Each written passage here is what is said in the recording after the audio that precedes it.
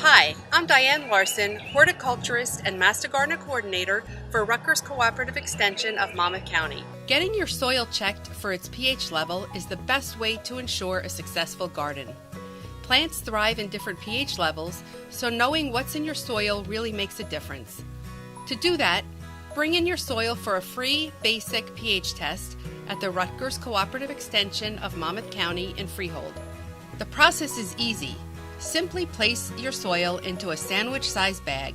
Digging in 4 to 5 areas of your lawn or garden bed provides a better sample.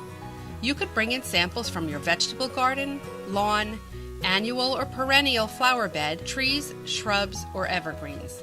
You can wait while the test is being conducted and should have the pH result in a convenient matter of minutes.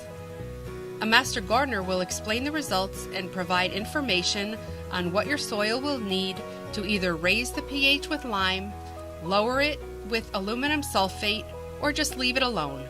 Learn more at visitmonmouth.com.